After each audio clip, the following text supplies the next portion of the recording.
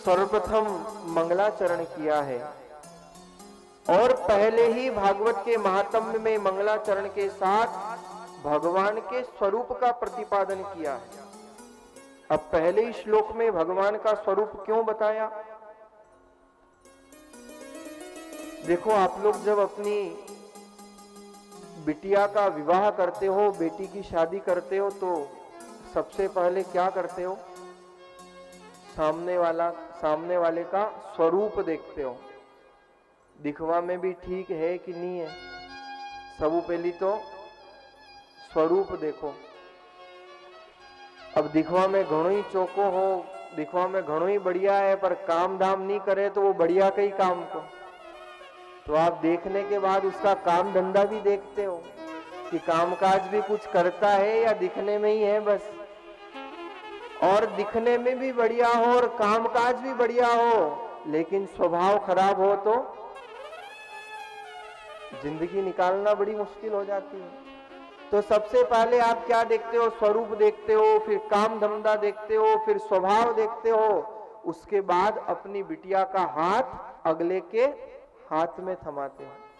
जब इस मरण धर्मा शरीर के संबंध के लिए, संबंध जोड़ने के लिए आप इतनी परीक्षा करते हो, इतना सब कुछ देखते हो, तो जब 7 दिन तक हम भी अपना हाथ उस परमात्मा को सौंपने वाले हैं, तो जरा उनके बारे में भी जान तो लें कि परमात्मा का स्वरूप क्या है, परमात्मा का कामकाज क्या है, परमात्मा करते क्या है और परमात्मा का स्वभाव कैसा है।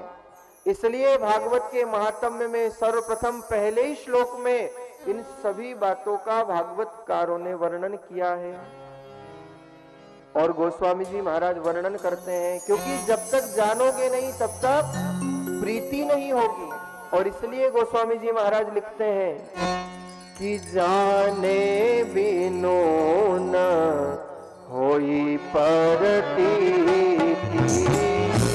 जाने बिने होई परतीति, बिन परतीत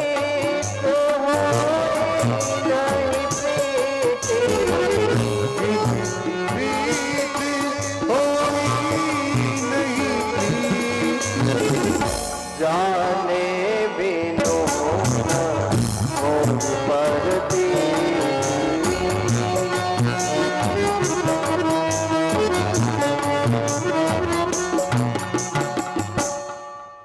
बिना जाने प्रीति नहीं हो सकती है, बिना जाने परमात्मा के प्रति हमारी रुचि नहीं बढ़ सकती है। प्रीति बिना नहीं भगति दृढ़ाई, जिम खगपति जल को चितलाई। इसलिए सबसे पहले जानना आवश्यक है, क्योंकि जिसके विषय में हम श्रवण करने वाले हैं उसके विषय में जाने भी तो सही। भागवत क्या है? भागवत त्रिवेणी है। आप कहोगे महाराज त्रिवेणी कैसे? देखो, बहुत सरल सीधी सी बात है, क्योंकि भागवत लिखी गई सरस्वती नदी के तट पर, भागवत सुनाई गई गंगा के तट पर, और भागवत के अंदर वर्णन है यमुना जी का। अब जहां गंगा यमुना सरस्वती मिल जाए और वो त्रिवेणी आपके इस माहेश्वरी सेवा समिति में बहाई जाए, तो इससे बड़ा और क्या सौभाग्य प्राप्त हो सकता है। इसलिए भागवत को त्रिवेणी कहा गया है। आज तपतपाती धूप में ये माताएं बहनें मातृशक्तियां कलश लेकर के चल रही थी और बड़े आनंद के साथ जुलूस में सब आनंद लेते हुए आ रहे थे। अच्छा, आपको पता है कि कलश क्यों धारण करते हैं, क्यों मस्तक पर कलश रखा जाता है? एक बार कलश से पूछा किसी ने, अरे भैया कलश, तूने ऐसा कौन सा पुण्य कार्य किया है जो तेरे को ठेठ माथे पे स्थान मिलता है, सिर पे, और फिर वहां जहां किसी को सिर चढ़ने नहीं दिया जाता है वहां पर तू सिर पर जाकर बैठता है। आप चढ़े तो ये चढ़े, ये किसको चढ़ावे माथे पे?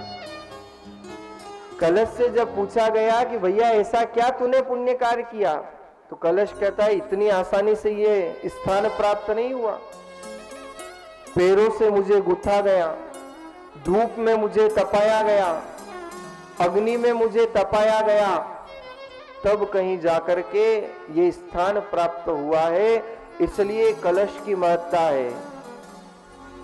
अर्थात जो विष का विष रूपी अपमान पी करके भी अमृत तत्व का प्रदान करे। और कलश क्यों धारण किया जाता है? क्योंकि जो शोभा यात्रा में कलश धारण करते हैं, भगवान उनके जीवन के सारे कलेश समाप्त कर दिया करते हैं, इसलिए कलश धारण किया जाता है। शोभा यात्रा में बड़े आनंद के साथ आप लोग आ रहे थे। तो आइए, सबसे पहले मंगलाचरण में भगवान के सुंदर स्वरूप का प्रतिपादन किया गया है। ग्रंथकार लिखते हैं, भागवत के महात्म्य का पहला श्लोक। आइए आप सभी एकाग्र चित्त होकर के इस श्लोक को मेरे साथ दोहराइएगा। सच्चिदानंद रूपाय विश्वोत्पत्त्यादि हेतवे तापत्रय विनाशाय श्री कृष्णाय वयं नमः। श्री कृष्णाय वयं नमः। सबसे पहले प्रारंभिक श्लोक में सर्वप्रथम सच्चिदानंद रूपाय विश्वोत्पत्त्यादि हेतवे, भगवान के सबसे पहले स्वरूप का वर्णन किया गया है। भगवान का स्वरूप कैसा है? तो बोले सच्चित आनंद, ये भगवान का स्वरूप है।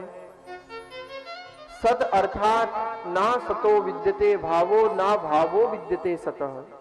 जो पूर्व में भी सत्य था, जो आज भी सत्य है और जो सदा सर्वदा सत्य रहेगा, वो परमात्मा की शक्ति है, उसे सत्य माना गया है।